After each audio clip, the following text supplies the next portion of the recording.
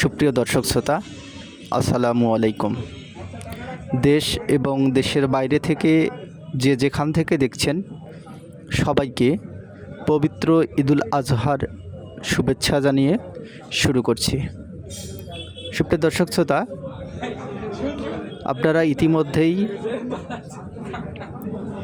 Thumbnail দেখেই বুঝতে পেরেছেন যে আজকে আমি যে গত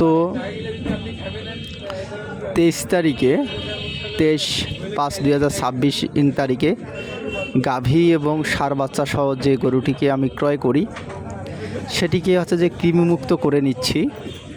তো গাভী গরুকে ইঞ্জেকশনের মাধ্যমে মূলত কৃমিমুক্ত করব এবং বাছুরটিকে অর্থাৎ যে ষাঁড় বাচ্চাটি আছে সেটিকে সিরাপের মাধ্যমে কৃমিমুক্ত করে নিচ্ছি। আপনারা ইতিমধ্যে ভিডিওতে দেখতে পাচ্ছেন যে বাচ্চাটিকে আমি কৃমিনাশক যে সিরাপ পাওয়া যায় নিওট্রাক্স ভেট, এই সিরাপটি 30 ml একটি পুরো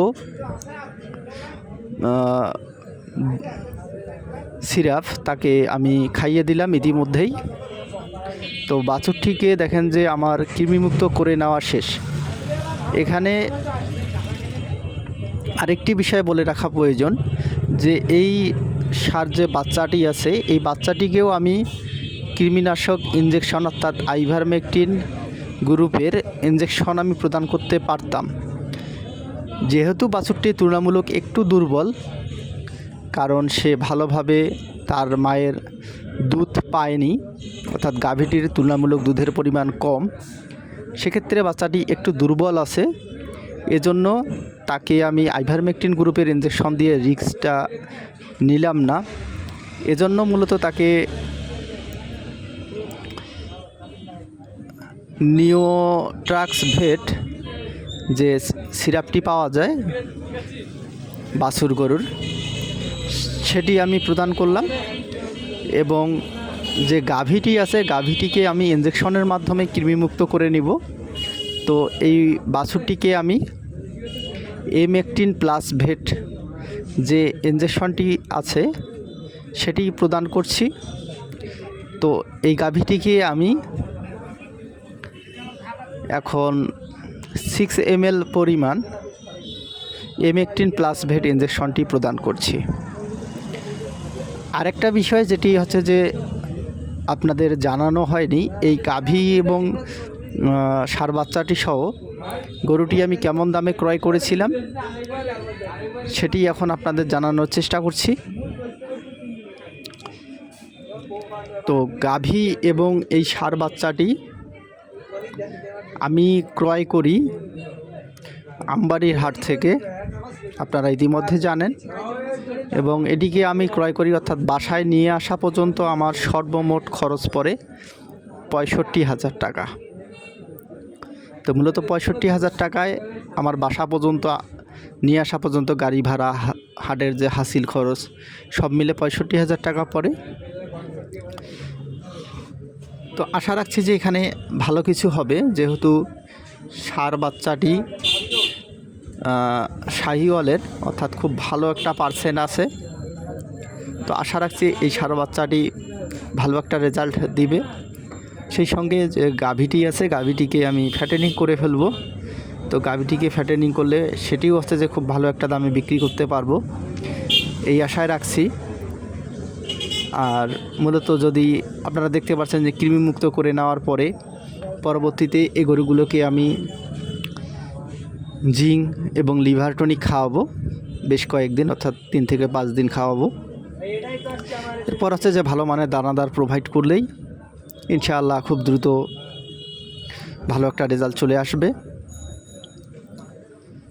তো এই মুহূর্তে আপনারা দেখতে পাচ্ছেন যে এখানে আমি গাভীটিকে ইঞ্জেকশনটি দিচ্ছি। তো যেহেতু সামনে একটা ষাঁড় বাচ্চা থাকার কারণে, অর্থাৎ এই যে ষাঁড় বাচ্চাটি আছে এই বাচ্চাটি কিন্তু আমি গত কয়েকদিন আগে যে গাভীটি ক্রয় করেছিলাম ষাঁড় বাচ্চা সহ গাভীটিকে বিক্রি করে দিই। আপনারা ইতিমধ্যে আপনাদের সঙ্গে ভিডিও শেয়ার করা আছে। তো সেটির হচ্ছে যে ষাঁড় বাচ্চাটি হচ্ছে এটি। এটিকে কৃমিমুক্ত আমি আগেই করে নিয়েছিলাম, আপনারা জানেন।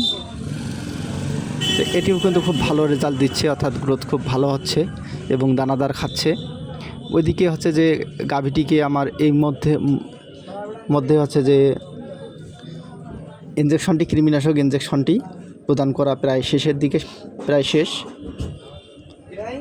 তো এই গাভীটিকেও আমি দানাদার এবং ভালো মানের ভিটামিন সাপ্লিমেন্ট আমি প্রদান করব, এবং কি কি প্রদান করছি বা কি কি ট্রিটমেন্ট দিচ্ছি সকল কিছুই আপনাদের সঙ্গে শেয়ার করার চেষ্টা করব। তো আপনারা অবশ্যই উদ্যোক্তা বিডি ইউটিউব চ্যানেলের সঙ্গে থাকবেন এবং সেই সঙ্গে উদ্যোক্তা বিডি ইউটিউব চ্যানেল এবং ফেসবুক পেজটি ফলো করে রাখবেন। আর এই সকল মেডিসিন ব্যবহারের পূর্বে অবশ্যই আপনারা একজন ভেটেরিনারি চিকিৎসকের পরামর্শ অনুযায়ী ব্যবহার করবেন। তো এখানে আরেকটি বিষয় বলে রাখি যে এই গরুগুলোকে কিন্তু এখন আমি মূলত সকালবেলায় হচ্ছে যে গরুগুলোকে আমি কৃমিমুক্ত করে নিচ্ছি, অর্থাৎ খালি পেটে। আপনারা দেখতে পাচ্ছেন নিউট্রাক্সভেট এবং M18+,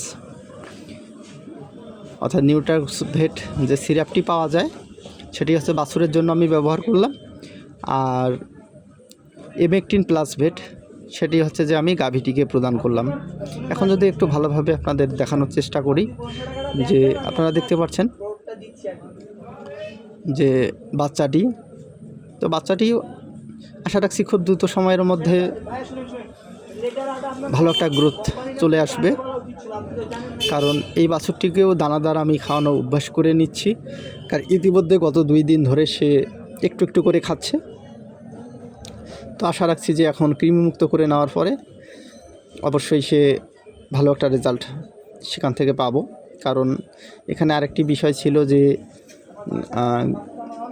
গাভী এবং বাচ্চাকে হয়তো যে খামারি ভাই বলেন বা যে গৃহস্থ পালন করেছিলেন তিনি হয়তো কৃমিমুক্ত করে না নেওয়ার ফলে হচ্ছে যে বাছুরটির এই অবস্থা, নয়তো আরও ভালো গ্রোথ হতে পারত।